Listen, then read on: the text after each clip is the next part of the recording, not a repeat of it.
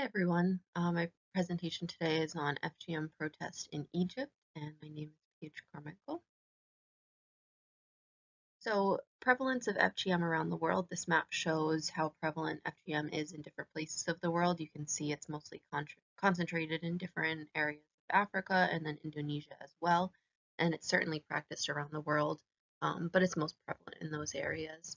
In terms of the Middle East, I'll focus on Egypt just because Egypt is the place in the Middle East that has the highest prevalence of FGM. And you can see in areas surrounding Egypt, there's a high prevalence of FGM. Some of that is due to migrant populations going over from Egypt to other areas. And then around the world, migrant populations also practice FGM. You can see that in the US and in Europe and Australia and in different parts of what's considered the Western world, there are still reported cases of FGM because of the migrant population going over there. One issue with FGM that there's been a lot of protest about in London and the UK is that migrant communities in those areas are shipping in people like a midwife or a doctor from whether it be Africa or the Middle East. They're shipping in those people to practice FGM on whole migrant communities in those areas. So it's not only the Middle East and Africa and Indonesia where FGM is being practiced, it's also being practiced among migrant populations in the Western world. So within Egypt, there has been some effort to reduce FGM. FGM was banned in Egypt in 2008. However, it wasn't until 2015 that a doctor was convicted of practicing FGM. That case was, of course, 7 years after FGM was banned in Egypt. And the case was a 13-year-old died during an FGM procedure. And the doctor who was performing the procedure on her received a sentence of 2 years for killing her and 3 years for practicing FGM. So you can see in the long time that was between when the law was passed and then when someone was first convicted, there's not a lot of legal action taking place against people practicing FGM. And part of that reason is from something we discussed in class. A lot of doctors practice FGM under the table and are paid well for practicing FGM. They'll go to communities and practice it and like do a whole group of girls at once, and they get paid really well for doing that. And with low public salaries in Egypt, and like we were talking about the police who take bribes, it's similar in a sense to taking a bribe where a doctor practices FGM under the table in order to receive a higher pay, maybe because they need it, maybe because they believe in the culture, whatever it may be, the doctor practices it for money under the table. So it's difficult to stop FGM in that sense because doctors are still willing to practice it. Doctors and midwives are willing to practice it because they get paid well for doing it. In order to continue to talk about the protest of FGM and reducing the prevalence of FGM, we need to kind of expand upon if FGM is a cultural or religious practice. So this is debated whether it's cultural or religious. And from the articles that I read, they mostly said that on a macro level, on a large level, it's cultural based, but individual people practice it more for religious reasons. Certainly, individuals can also practice it for cultural reasons, but there's no religion that really says that you need to practice FGM.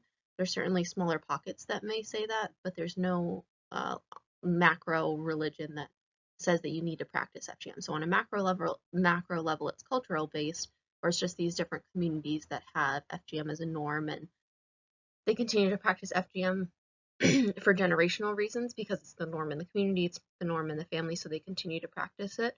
But among those individuals, they may not say that they're practicing it for cultural reasons. It may be a religious conviction for them individually.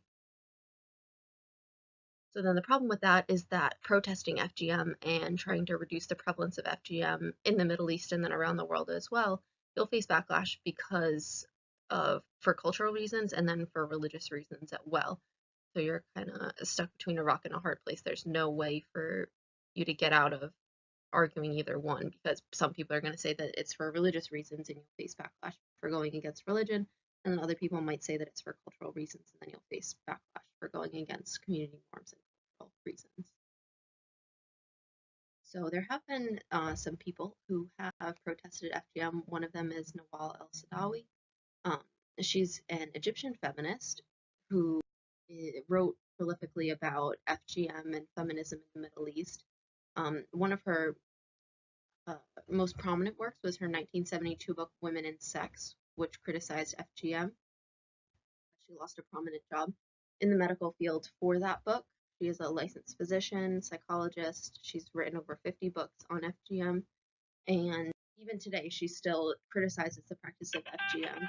She had FGM performed on her when she was young, and her goal is really to reduce the practice overall and get it down to 0 women practicing FGM. She really um, goes against patriarchal norms and capitalist norms and says that FGM reduces the power of women overall, and she really advocates for women's rights not only by reducing FGM but also by other means in which women can gain rights. She was a pioneer of protesting FGM. Now, on to not specific people but organizations in Egypt that are protesting FGM and reducing the practice overall. So, one of them is the National Population Council. The National Population Council goes into young girls' schools. You can see this is a photo here of young girls in school drawing photos just about what they've learned about going against FGM. They also have theater teams that go and perform skits to kind of make it okay to talk about FGM. FGM isn't really talked about in an educational sense in schools and places like that usually. So the National Population Council brings in these groups of people to talk to young women and just make it an open forum discussion and really get people talking about why FGM is practiced and then also uh, the risks of FGM and the harms to health, different things like that. So it's just getting it really on a national conversation, talking about it. Um, within this group, there are also other subsets that practice it. This is one of the main groups in Egypt. There are other private organizations, but this is one of the main groups. And then globally, the United Nations, of course, has a 0 FGM goal for around the world. They made February 6th National FGM Awareness Day. It's to promote the 0 goal of FGM. So the United Nations works not only in the Middle East but around the world, but with their 0 FGM focus, they really have been prominent in Egypt, just trying to reduce the practice overall, and then doing similar things to the other organization was doing. And it's just increasing awareness and education about the harms of FGM in order to reduce the practice overall. And then also the United Nations and then other organizations helped with the trial that I mentioned before to get the doctor convicted of practicing FGM on the 13-year-old girl. So that was a really huge step in kind of combating FGM, just getting someone convicted of performing it and bring it to public attention. Just bringing the harms of FGM to public attention is really necessary in order to reduce the practice overall. And the United Nations itself, and then does that, and then it sponsors other smaller organizations to protest FGM and bring different trials to the public eye, and then also the educational awareness that I mentioned before. And then the last organization that I mentioned here for protest of FGM is going to be Family. So in all of the articles that I've read, people who didn't like the practice of FGM, they wanted to protest the practice of FGM. The first step really was to not make their daughters undergo that practice or not make their granddaughters undergo that practice. People really, when they're talking about FGM and stopping FGM, they really talk about the importance of, well, it has to start on a family level. And this brings us back to the community norms. It may be a community norm to have it practiced, and it's a really big protest for a family to not make their daughters or their granddaughters undergo FGM. And it's important to recognize that on a family level that is protest, and to encourage families to get education about FGM and maybe have the daughters get education about FGM and then bring that to their parents.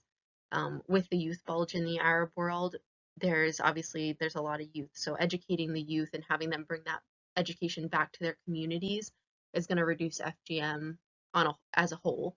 And it's really, there could be a long time before we see the effects of this because FGM is generational and parents are the ones who tell daughters that they need to get FGM. They're the ones who hire the doctors to perform it. So if we're educating this youth bulge population about the problems with FGM, and about the risks associated with FGM, then it could take an entire generation before we really see the effects of that education, because maybe they had already undergone FGM, but now they're educated and they're not going to have their daughters undergo FGM. So even if we don't see immediate effects from these protests and the work in these organizations, it really is important to continue, because there's such a large youth population now that when they grow up and have children, it likely could reduce the prevalence of FGM overall if they've received the education to know that they don't need FGM, and they would reduce it for their children. And then moving forward, like I said, the youth bulge is a huge one in increasing education. The Arab Spring also brings about a lot of possibilities to reduce the practice of FGM in Egypt. Of course, the Arab Spring is just uprising in general about practices in the Middle East, and bringing women's rights to the forefront, and then just reducing cultural norms that people don't think are necessary anymore. So the Arab Spring really does bring about a lot of possibility to reduce FGM overall, in addition to women's movements around the world. So we can see the Women's March here in the US and other, and that extended globally. So just different women's movements around the world, and increasing women's rights and feminist movements really has the opportunity to take in FGM and really reduce the practice of FGM overall if these women's movements really take on that cause of reducing FGM in order to increase women's rights and increase women's autonomy and independence. So those are just a few ways that looking forward, FGM can be reduced overall. And then, of course, continuing the practices that are currently small, but in place of increasing education around it, and then just reducing it on a family level. So certainly FGM isn't eradicated yet, of course, but I think that there is hope that it can be eradicated in the future. But we can't expect immediate results. You have to wait for the generation to grow up and see if they think it's necessary for their children. And maybe by educating this generation, we can prevent FGM for future generations. So protests do exist in Egypt around FGM. There's different people and organizations who have protested FGM, but it's certainly not enough, and protests need to continue in order to reduce that number from 91% of adult women to having undergone FGM all the way down to the United Nations goal of 0. Thank you, and I hope you learned a lot.